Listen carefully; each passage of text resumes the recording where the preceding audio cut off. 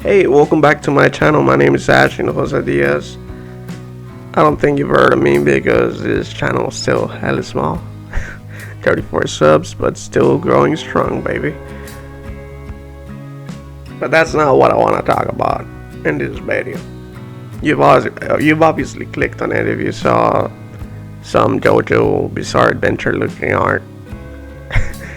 And you're probably thinking, who's this copycat? Who he thinks he is? His art sucks. Or at least that's the inner monologue that I can hear myself telling myself, or like that little voice you hear inside yourself. Not schizophrenia, right? So, how do I start this? Oh, I know. I think this would be good. So as I sat last night looking at my computer screen, I saw nothing but a white canvas. What software? It doesn't really matter. But I saw nothing but a white canvas. And I was thinking to myself, kind of elated, right? Thinking, the past 3 months of my life as a 27-year-old have been kind of challenging and rewarding at the same time. Particularly looking at my art. Nothing outside of it, just thinking about the art. And I thought, how can I keep pushing myself to new levels or new boundaries? How can I conquer the areas that I feel self-conscious about, like my inability to draw hands or change the pose of a character? Am I doing it right? Is my anatomy off? All these little things that make me think about, like how my art could be slacking. And I kept looking at that white canvas for like another minute. And this I'm sharing with you didn't take more than 10 minutes. It was like a quick thing, right? And I looked at my other screen where my keyboard is located, because I have a MacBook Air, a little wuss of a computer, because it doesn't process information fast. And I started scrolling through the YouTube, and I saw this video. Well, a video enticed me, and it was about how Jojo's Bizarre Adventures started with really buff looking guys. You think of guys like Mike Manser, Arnold, Sylvester Stallone, Jean-Claude Van Damme, and all these other guys from the 70s and 80s, right? Maybe early 90s. But you think of those characters like buff, big, Mr. Olympia, and how it changed to slender looking guys that look like this other fella from like the Batman movie. I'm not talking about the Christopher Nolan one, I'm talking about the newer one. Forget his name. Robert Pattinson. That's the one. Robert Pattinson, where they look not necessarily huge, but I mean, you can tell he's slender and like probably fit.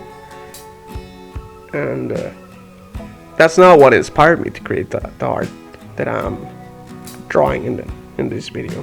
What inspired me was the idea of creating a manga cover, and it was a fun experience, I'm not gonna lie. As I mentioned, I've been studying a lot, and part of that research has led me to listen to American comic book artists, and even watching the Man Ben show for the NHK network channel from Japan, I think. I'm not entirely correct or certain that it's the right one I'm mentioning, but the show for sure is Man Ben by Naoki Urasawa, where mangakas, comic book creators in Japan, create comics, and they're being filmed in their process. And throughout the show, Naoki Urasawa, Senpai-chan, starts interviewing them, and they talk about the process. Some of them are dubbed, and some of them are not dubbed. They're subtitled, and you can see the English subtitles, and obviously the audio is Japanese. And it was in one of those videos that I realized hey, wouldn't it be nice if for my pencils I go sloppy? Because I know in American comics there's this whole process where like there's a team, one's doing pencils, another one's doing inks. Maybe they have spare change and hire people to do nothing but backgrounds. I know that certain companies like Top Cow and Image and others hired people like that back in the 90s. I don't know if in the 2000s they did the same thing. But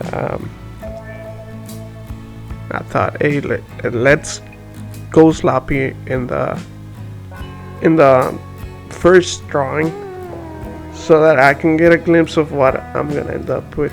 And I'm gonna be honest with you, I have not been drawing men for my illustrations. I've been doing mostly pinups because I like the female figure. And there's some artists like Michael Turner, Tite Kubo, J. Scott Campbell, and even Masashi Kishimoto that inspire me in the way that they draw females or girls. Female sounds way too formal, and I don't want this to be too formal. So what I do is I obviously start the first layer on top of the background layer, which is usually white. And sometimes I change the color of the white to something a little bit less harsh for the eye, because I need glasses. Not necessarily wear them, but I need glasses, and sometimes the blurriness of it all makes my eyesight hurt. So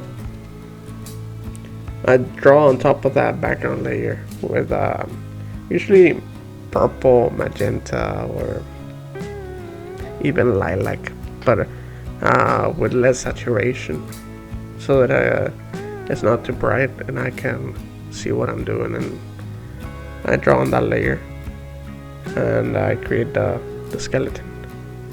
Quickly after that, I start a new layer on top. Of course, reduce the opacity of the layer I drew on and start drawing. Maybe zoom in a little bit, right? Like to see the details of the face, like the neck and stuff like that. And as I'm drawing, I'm focusing on doing quick lines, because I don't want the drawing to suffer from having too many lines that look I don't know if to use the word balanced or unbalanced. I think I like the cleaner look of some anime style.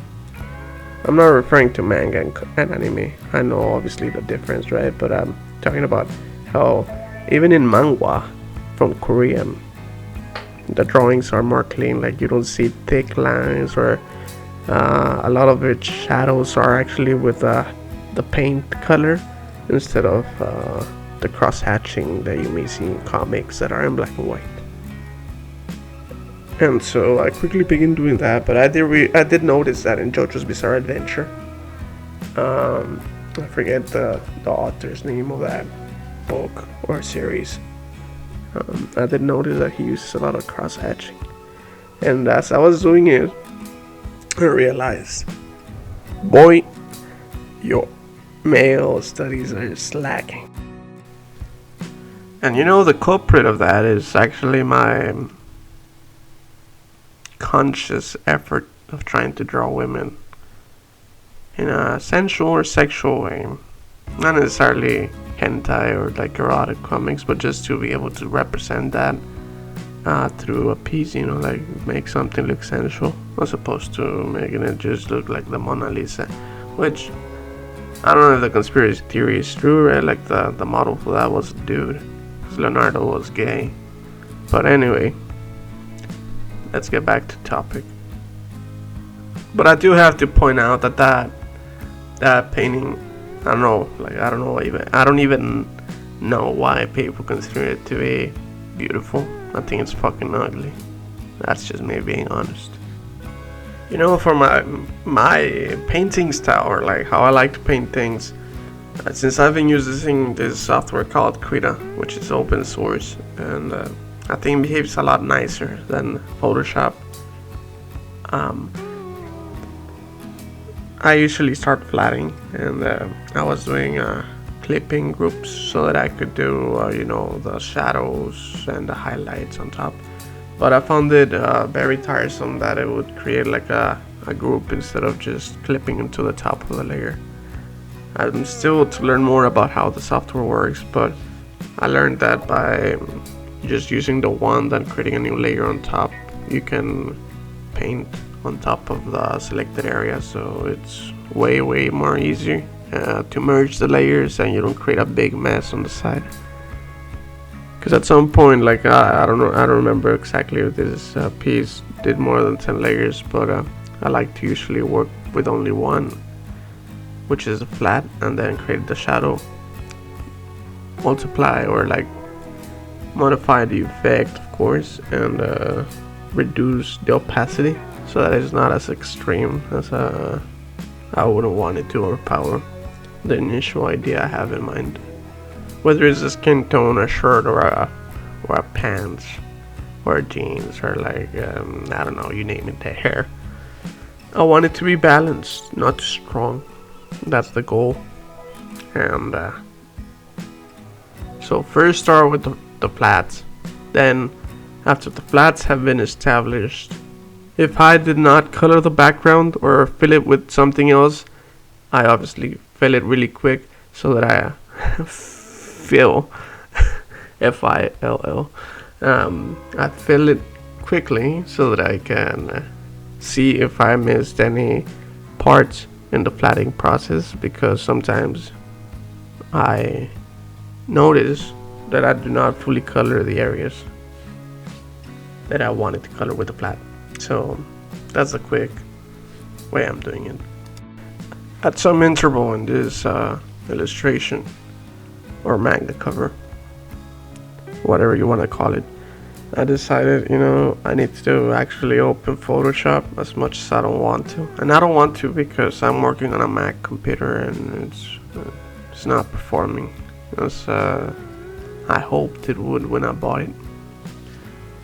And so I opened the Photoshop and I needed to add text and all this other shit so that it actually looked like a manga cover.